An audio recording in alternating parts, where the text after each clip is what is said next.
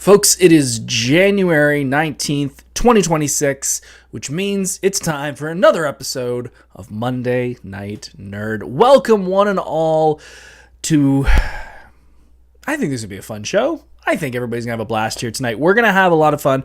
We're going to be talking about movie sequels. We're taking a turn from cosplay because we've been talking a lot about cosplay, and we're just going to have a fun episode tonight. We're going to talk about some of my favorite movie sequels that I think are just better than the original. I think the line of movie sequels are terrible. I think that's kind of outdated. I think we've had enough sequels that outshine their originals, and we're going to talk about 10 of my favorite tonight, and they are not going to be the traditional ones that everyone thinks they're going to be. They're not going to be the ones that, there's the top 10s that are all over the internet, and people are going to be like, that's going to be the same. No, we're going to do a couple odd ones on here that I personally love, so I hope you guys stick around for that.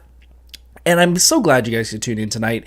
If you can, I'd love you to hit that like button, hit that subscribe button, hit that share button. And for all of you on TikTok, if you can hit that follow button, we do this every single Monday night here on TikTok and on YouTube. If you guys want to be a part of the chat, hop over to YouTube, Corp Cosplay, and that is where you can be a part of it because I can't be doing this all night because it's going to hurt my neck. Let's start out with a little bit of good news and a little bit of bad news for you folks out there. As I said, we do this every single Monday night, except for next week. I want to tell you guys right up front that I will not be doing a show next week. Next week's show has been postponed because I got invited to go to Monday Night Raw next week. Buddy of mine, I've talked about him here on the podcast a bunch. My buddy Gavin, pretty much my brother. We've been friends for decades at this point. He invited me to go to Monday Night Raw in Toronto next week, so I will not be here. I will be at the Scotiabank Center watching Raw. And I've been a wrestling fan since I was probably 9 years old. I have been to WrestleManias. I've been to pay-per-views. I've been to SmackDowns. I've never been to a Monday Night Raw taping. So this is one of the only things left on my bucket list that I finally get to attend and say that I've been to a Raw. So I will not be here next week. We will take the week off and we will be back in 2 weeks. So it'll be a great week. You guys can take a week off from listening to me rant, although people like Pretty Dirty Crystal in chat, damn it, it's the only time I'm productive. So there are some people who watch this show who just like the soothing sounds of my voice and is doing other things and not even really paying attention to me. Probably what half the conversation with my wife are like. She's just like, I'll listen to him. I'm not really paying attention. But I hope you guys are having a good week so far. It has been it's a long week for me a little bit. We got a lot of things going on at work. I don't like talking about work, but we have a lot going on. So this is going to be a long week for me, but I hope you all are doing well. Let's jump into the news. We got a little bit of news, and then we got to go through our movies. Thank you to Boomster Joe, Marcy, Pretty Nerd Crystal, and anyone else there in the world who is tuning in tonight or later on, if you're watching this later on and can't tune in live. Let's talk about a whole bunch of TV show news coming up. We got to talk about God of War, and we got to talk about Tomb Raider for sure. God of War first. If you've been living under a rock, you missed out on some pretty big news, and that is we finally have a cast for Kratos in the God of War TV show, and that is Sons of Anarchy star Ryan Hurst will be playing Kratos. And based off the thousands of people that I've seen put in who people think should be Kratos, Ryan was not one of them. However, when I see him, when I see what his build is like and what his facial expression and his acting skills, he is a perfect candidate to play Kratos. I'm very excited to see him. And today they announced that Teresa Palmer will be playing the role of Sif, which is a very interesting choice because if you are a God of War fan, you know that Sif plays a very big role in Ragnarok, which is actually the sequel game to, the revamp of God of War for the PS3 or PS4. This is now the sequel. Ragnarok is the sequel. So this is interesting that we're missing that first game and we're going right into Ragnarok.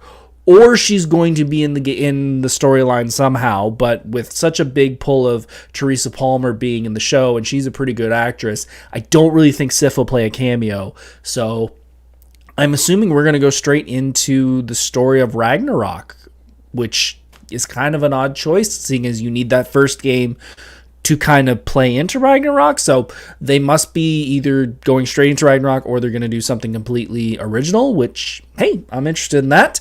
I've been a big God of War fan for many years. I've loved the original games. I love the new ones, and I'm interested to see where they're going to go with this. It's going to be interesting, especially because I've heard rumors that they are kind of in the development stage of the next game in the series, so how much are they going to be tied in together? I don't know, but I am interested. In other video game show news, because this seems to be a thing now, we were getting some great video game movies. Now we're getting video game TV shows. Sophie Turner has been cast as Lara Croft from Tomb Raider. There is a Tomb Raider show coming out, which I think, again, is great casting on the studio. They could have picked so many different people. They've already picked so many different people to play Lara in the past, including the great Angelina Jolie in the first run of three movies. And she did a fine job for what it was. It is not very associated with the source material, but it was an interesting take on it. As a teen, I absolutely love that movie for various reasons. But yeah, I think Sophie Turner will pull out a great role in this. I really think Tomb Raider fits better as a TV show. I think you can really pull a lot more from the series and a lot more of the adventures of Lara Croft in a TV show more than a movie. So I'm interested. I'm wondering who else is going to be in that world, because there are some other key players from that universe that could be main cast, or if they're just going to stick with Lara and go more towards the older games where it's more just Lara on her own. So we'll have to see. From what the look is of the still shot that they've released, she does look more like the traditional look with the red circle glasses. So we will see. But again, we've got a God of War show, we've got a Tomb Raider show, we've got a Mario movie coming out. The video game world is finally getting some good properties on the big and small screen that hopefully will not be wasted. Oh yeah, we got another Mortal Kombat movie coming out. When it comes to other news, not really a lot going on right now. I know Monday Night Raw was taped earlier today because they are across the ocean. Haven't really had a chance to look into that. We will talk more about that in the next couple weeks once the Royal Rumble happens and once I go to Monday Night Raw next week.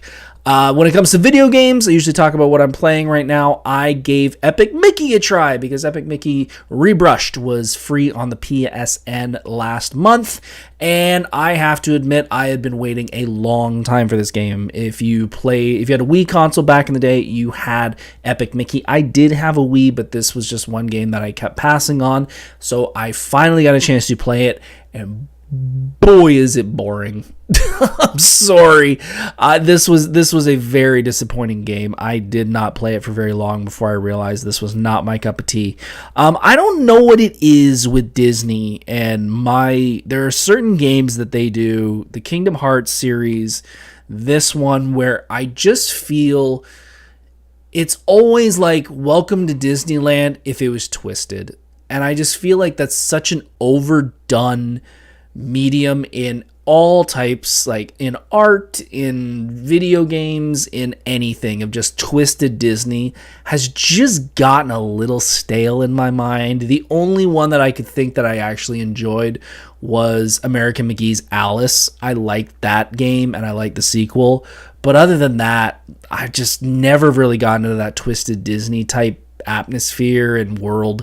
So jumping into Epic Mickey and seeing that it was very similar to that, I just didn't really get into it. So unfortunately, I did not continue playing that. But if you're into that type of style, it'd probably be a fun game for you. You can really tell it's a Wii game because there's a lot of, pointing on the screen and kind of moving the cursor on the screen that you can tell the motion controls would have been perfect for.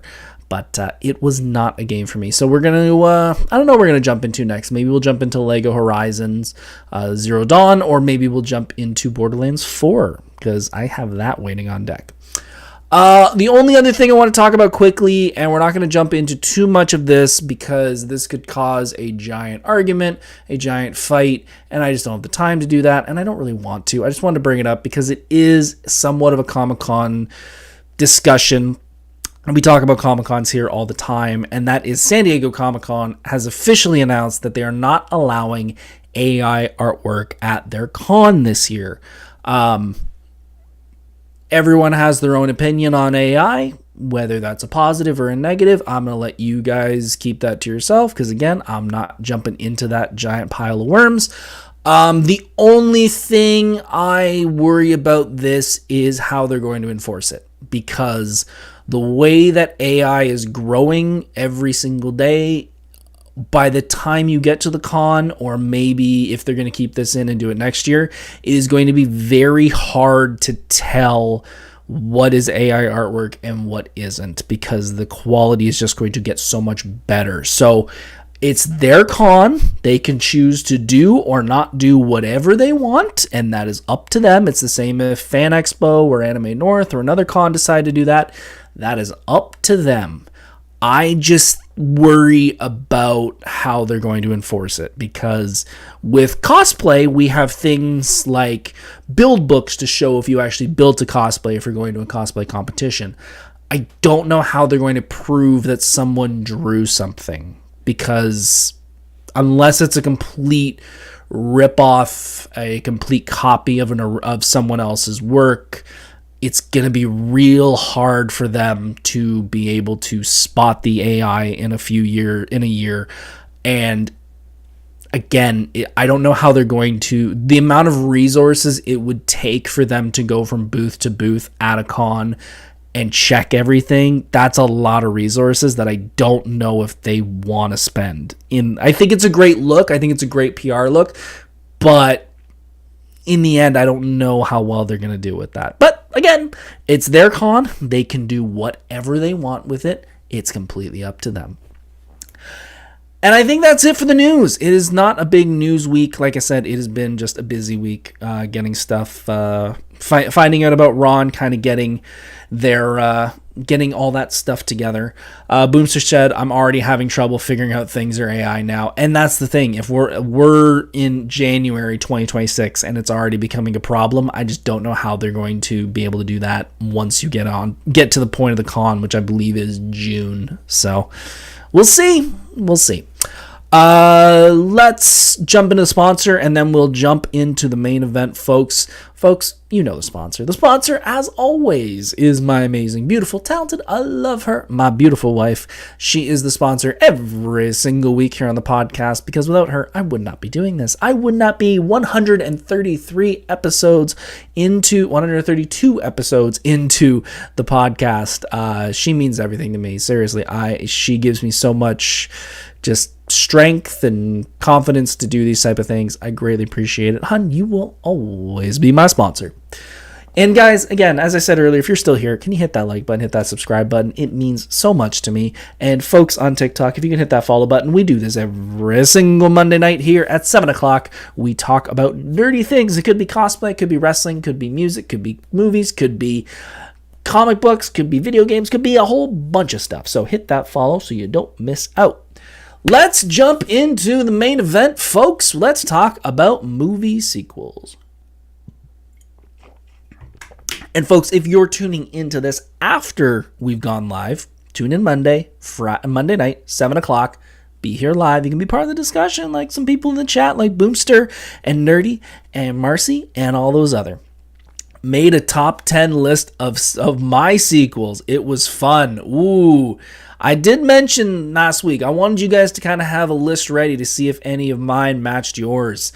Let's jump in. So, as I said at the beginning of the show, we have kind of this rule in Hollywood and movies that the sequels are always worse. That's kind of the running thing that has been going on forever. Everyone loves the first one, and then the studio just rinse and repeats or changes something important, and we get a sequel, and we all are bored of it. I think that, for the most part, that rule kind of stands, but I do think there have been enough movies over the past decades of movie making that there are some out there that have stood out as a better movie for various reasons, whether that is character development, whether that is, maybe based off another property and they bring an element of that property into the movies. And I want to talk about it. I've got 10 here. They're not in any particular order, There are, because I don't want to say one is a better sequel than the rest. We're just going to be comparing the sequel to the original. Now, I could have easily done threequels, quartuals, whatever you want to go, but I specifically stuck to sequels. So there was an initial movie, and then there was a sequel, because you could and I'm also holding back on, we could say there's Spider-Man 1, the Tobey Maguire. I'm not gonna do the Andrew Garfield ones. I'm not gonna do the Tom Holland ones, because technically you've had multiple attempts with those characters. You hopefully would get better the more movies there are. So we are going to stick with sequels. This is going to, most of them have a number 2, or this is the direct sequel to the original. So let me just triple check chat before we get in there. Even I didn't make a list. You can agree or nay. Well, let's go through some of them, and we're going to talk about some of the ones these are all movies that I have loved over the years. Again, these are not all the ones that people usually put on their top 10 sequels, because I've not seen every movie. I know I'll tell you right now, Lord of the Rings ain't on here because I haven't seen Lord of the Rings. Harry Potter ain't on here because I haven't seen Harry Potter. They're not my franchises. So I know I said this list to Freakish Workshop a couple days ago when we were chatting, and he's like, where's Two Towers? I'm like, on your list, because it ain't on mine. It's not my franchise. So let's jump into one. This doesn't really fit this isn't really a nerdy movie, but I think this is one that holds a special place in my heart, because this could easily have taken a franchise that did pretty good on the first one, I think is kind of a cult classic, and could have totally flopped, but I think did a better job with the sequel, and that is American Pie 2. I think American Pie 2 is a better movie than American Pie 1. Now, you're probably thinking, American Pie 1 had some amazing scenes. Like, we had the Nadia camera scene. We have the Jim and Pie scene. Agreed. There are better scenes in those movies. But as an overall movie, the sequel, American Pie 2, is better than the original. For the main reason, the plot of American Pie 1 is kind of boring. It's just a bunch of guys getting laid.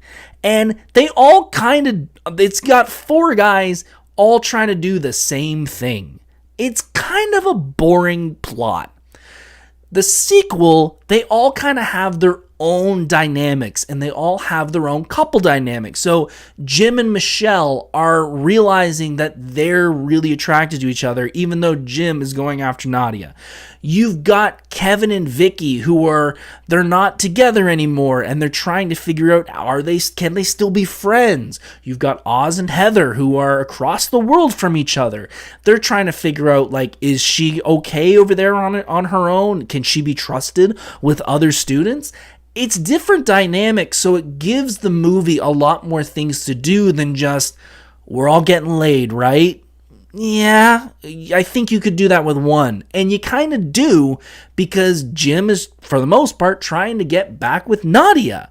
It makes, that plot alone happens in the second one. It's just a little smaller. I also feel like with this movie, you get the inclusion of more side characters that you actually feel better for. Jim's dad didn't play a ton in the first movie. Jim's dad becomes a really important character, and honestly, one of the best father figures in movies. Seriously, when Jim glues himself to himself and they go to the doctors and all of that happens, Jim's dad, Eugene Levy, is one of the most supportive dads that you would ever see in that situation. He never really makes fun of Jim in that situation. There is so many dad characters out there who would just rip into Jim for being an idiot.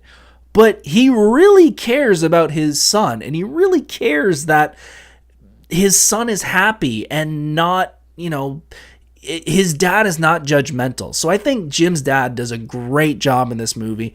And as Boomster Joe says, you really start caring about the characters in this movie. You care about each one of them. Like, in the first movie, we can kind of all agree that what Jim does to Nadia on the camera is not a good thing. Like, even just, like, not the school knowing, but even just like, I'm going to give the link to my friends, like, that's a dick move. Really, it really is when you look back on it and break it down, especially in 2025, 2026. And now you see that, like, she's not just that character. She has a motivation. She comes into the world wanting to get back with Jim, but then she can't, so she has to go another direction. Boomster Joe again, Stifler becoming an endearing character. Agreed. He was such a one-note character in the first one that once you see him grow, it's a completely different character. And without that character growth, you would not get the even more character growth in American Wedding in the next movie. So I know so many people love the couple scenes in the original American Pie, and I like the American Pie movie. I think it's a good movie, but I really think as a movie, the sequel is way better than the original. So that's how we're starting things off right now. We're starting off with American Pie 2. Now, we're going to jump into the next one, and this is one very similar to American Pie, where the first one we all loved, but looking at it in the lens of 2025, 2026, it's a very different movie, and it doesn't play as fun as you thought it as it used to, because we're in a very different world now. And that is Ace Ventura 2: When Nature Calls. I love Ace Ventura. I think the first movie is a good movie. However, I had When Nature Calls way bigger and way longer than I had the original. Number 2, the ending of Ace Ventura 1 is horrible. Is horrible in 2026. It was honestly horrible back in the day, but we were a more ignorant society. Today, it plays really bad. If you want to see how bad that movie plays now, go on to YouTube and watch kids and teens and 20-year-olds react to that movie. I've watched so many of them because I like the movie, that once they hit the ending and everything's revealed and how Ace kind of acts towards it, everyone's kind of like, wow, that is wrong. And I'm like, yeah, it really doesn't play that well. But I feel there's a lot more in When Nature Calls than the first one. For example, Ace, you finally have a fear for Ace. Like, Ace in the first one was pretty much just a wild guy that tried to help animals, which is interesting, but he never really gets scared. Like, he gets ripped apart by a shark in the first movie, but the second one, he's scared of a bat. And you actually feel like, oh, this is growth to the character. He's scared of what could happen to, when he gets confronted with what his objective is I have to save this creature. That I absolutely am terrified about. And Marcy said in chat, I love them both, so much comedy gold. I feel there's more comedy in this second one. I feel there's more memorable scenes in the second one than the first one. Him talking out his butt on top of a tree, I feel, is more iconic than him doing it in the police station in the first one. You cannot tell me that anybody from the generation that came up with this movie has never had a Slinky, thrown it down a flight of stairs, and not sung the Slinky song that he sings. And last but not least, there's even people today parodying the rhino scene of him getting out of the animatronic rhino. Those 3 scenes alone, let alone the video wall with him doing the shadow puppets, the little lines here and there, the earthquake test and stuff like that. it's just, I feel, an overall more memorable movie than the first one. I feel the first one is good, and I feel like the concept of Ace Ventura and the world and his way of doing things is good in that first one. I feel it's real good baseline and it's a good world building, but I feel once you get into the sequel, there's a lot more for him to do in nature and in the outside world, which leads to way more comedy than the original. I forgot about the reaction to the villain on the first one. Yeah, and that's the problem, is it's such an odd ending that a lot of people haven't really thought about it.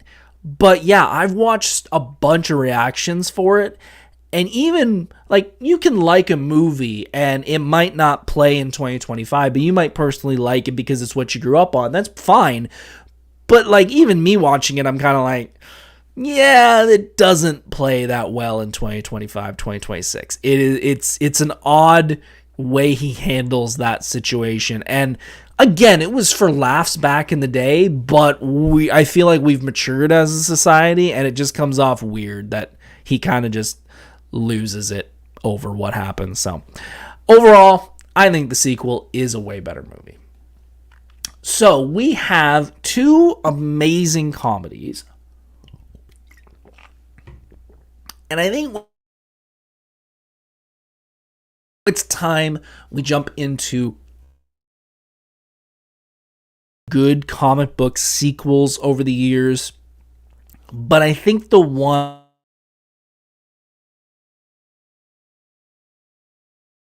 as much as I love X2, as much as I love a bunch of the Marvel ones, which we will talk about one of them later, the one that kind of started it all as an amazing sequel is Sam Raimi's Spider-Man 2.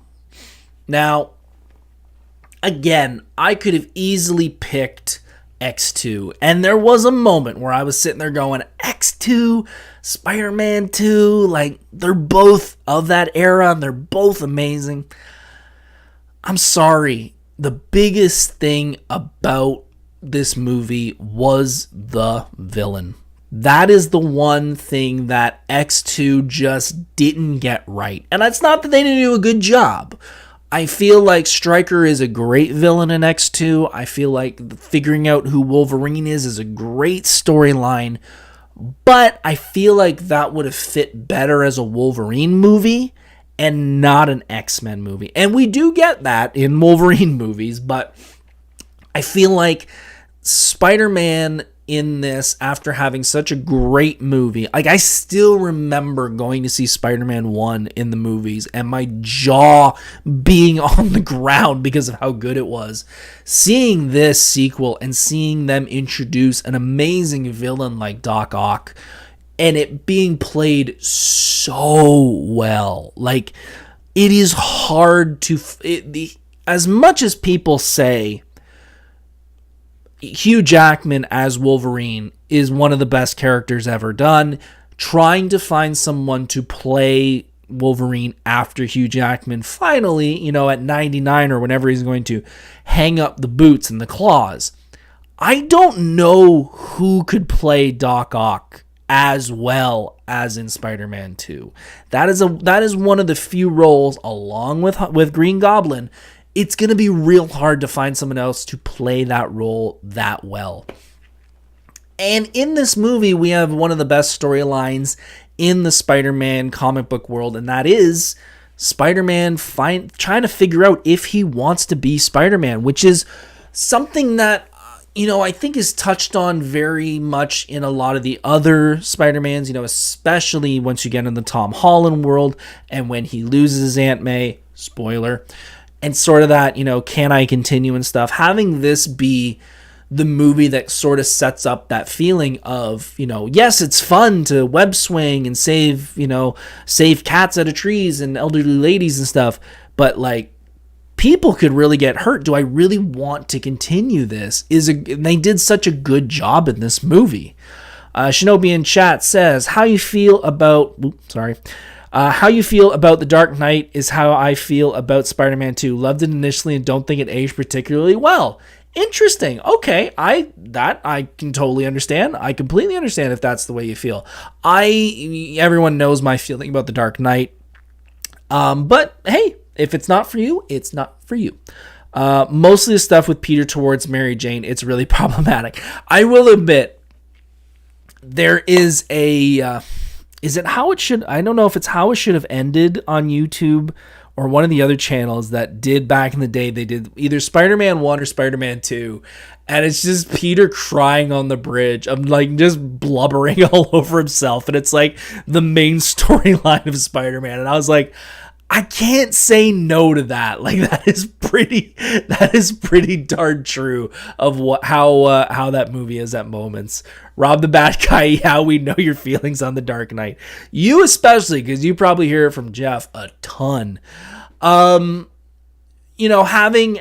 such an amazing scene like the train car fight scene with Doc Ock, which, is now to the point of one of the most iconic Spider-Man fight scenes, even having 7 Spider-Man movies. I can't think besides the big fight at the end of the last Spider-Man movie where all 3 Spider-Man are fighting in front of the Statue of Liberty. I can't think of many other fight scenes that aren't as iconic as him fighting on the streetcar and saving it at the end. And, it's my list, so I'm going to say it. This spawned one of the best PlayStation 2 games ever made. Like, Spider-Man 1 on PlayStation 2 sucked. Spider-Man 2 is one of the best games and has pretty much built the foundation of how every Spider-Man game should be around now. Like, I'm just going to web swing for hours. Perfect. You can't tell me that the Insomniac games didn't see that one and go, that's how we should do it? Sure, let's do it that way. So, Spider-Man 2 is on my list as one of the best sequels out there. So we have gone comedy. We have gone nerdy. Now we have to go one that is going to make my wife very, very happy because it is one of her favorite movie series. And honestly, one of the most, I shouldn't say it's one of the most shockingly good sequels, but one that I expected a little bit out of this movie. I expected to have fun, but this was a movie that I ended up going, okay, no, this is now one of my favorite movies, and I actually want to go see it again in the theaters before it leaves. And that is Top Gun Maverick. Now, I love the original Top Gun. I think Top Gun 1 is one of Tom Cruise's best movies. However, similar kind of like Ace Ventura, it is an 80s movie. You can tell its age. Like, you really can. It's very 80s, and that's great. That's great. But in 2025, 2026, it's getting old. Maverick knocked it out of the park on a sequel. You could have phoned this one in, and it would have done amazing. But Tom Cruise blew it out of the water. Crystal, shut up. Do not give me that meh. Don't give me that. This is an amazing movie. First off, the flying in the first movie was great. It's unbelievable in Maverick when you realize that all of these guys actually did flight school and actually were flying the damn planes. Especially Tom, who is a nutcase. It looks incredible. This is a movie that Tom Cruise is very much someone who is, you got to go see these movies in, IMAX and, Dolby Surround and speakers up your butt and all those things. And I get that he's a movie guy. And I get that that's his world of, you have to see all these movies like that. You can't watch it on your phone. This is one of the few movies where I'm like, yeah, you need to see this on a big screen with a big subwoofer. Shinobi said, watch Top Gun Maverick 7 times in IMAX. Couldn't get enough. This was, the story behind this for me was when the pandemic hit, I lost my job, and no, it wasn't the pandemic. It was after the pandemic. I had lost the job that I got out of the pandemic, and it was completely random, and I was kind of heartbroken over it because it was just so random that it happened. And this is a movie that my wife and I were kind of sitting back like, we should go, maybe we should go. And we went the next day or that night to see it. And I'm so glad we did, because it was such a good movie, and it made me so happy. When it comes to the characters, I personally, as much as I love Val Kilmer, I think Hangman is a better dick role than Iceman. I think Iceman is a great, rival for Pete, but I think Hangman does a way better job of just being a prick, and I think that fits that character so much better. I think a lot of people sort of have those rose-colored glasses on Iceman. Iceman isn't really that big of a jerk. He's actually, like, once Goose happens, he's kind of like, okay, like, I'm gonna give the guy a break. Hangman's kind of up both Rooster and his butt a bunch, so I like Hangman's role. And sadly, this is one of Val, I think, if not one of, it is Val Kilmer's last roles. And it's kind of heartbreaking to see him doing his best to speak in his condition and having that sort of, that final moment between Iceman and Maverick at the end, near the end.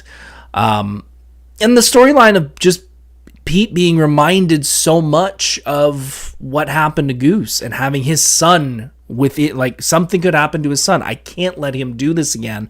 And having him, in the storyline, him try and kick him out of flight school because he doesn't want the same thing to happen to Goose's son. So that whole dynamic is a lot more interesting. I know people say that Top Gun Maverick is very much Top Gun 1, just kind of modernized, and I see the similarities between the two, but I think from a character standpoint, I like these characters a lot more, even just the side characters, than Jester and all them, and Slider from the first movie. The names are iconic, but I don't think a lot of people can tell you much about the characters than Bob, than the new character. You'll know the new characters more than the old characters. Like Bob stands out.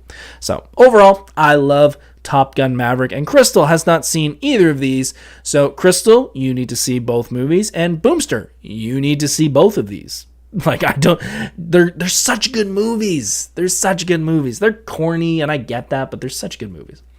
All right, so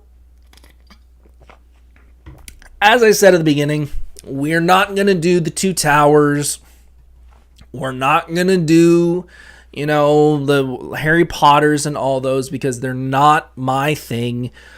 But I guess this is one we have to have on the list, because, well, if I didn't, I don't think anybody would call me a nerd or a geek anymore. They'd kind of just ban me from going to Comic-Con.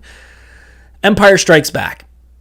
Do I need to say anything else? And yes, it is episode 5, but technically this is the original sequel, so don't give me any of that. Do we need to talk about this at all? Seriously?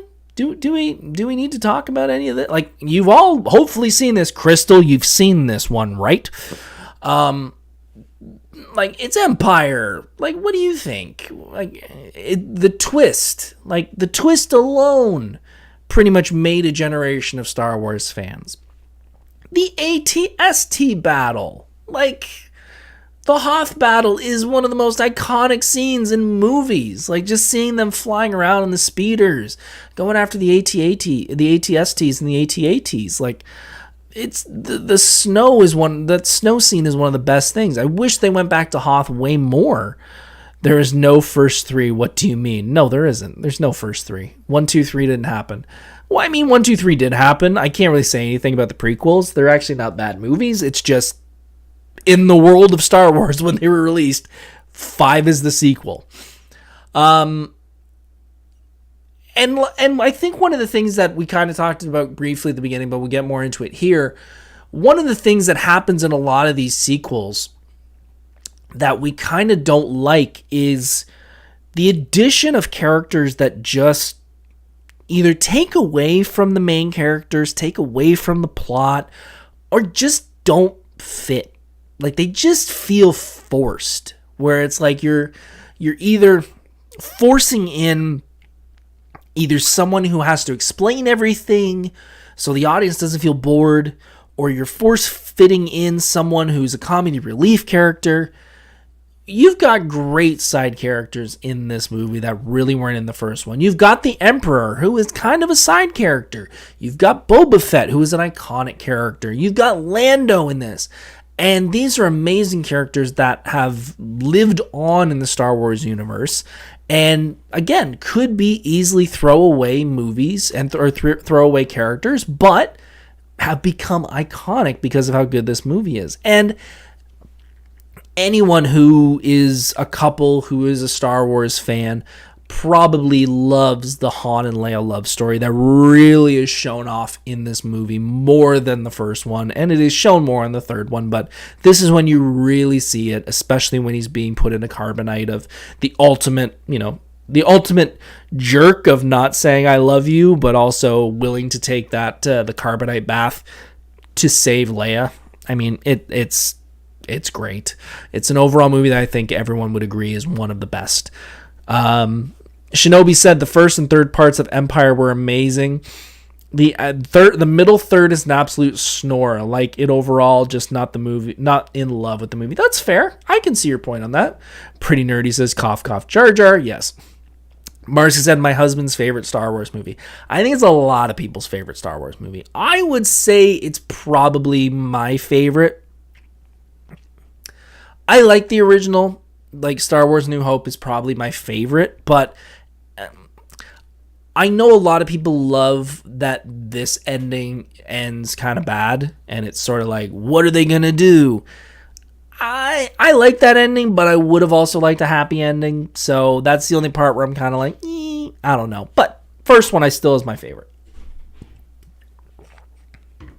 So we've gone back to nerdy with the one that I think everyone had on their list.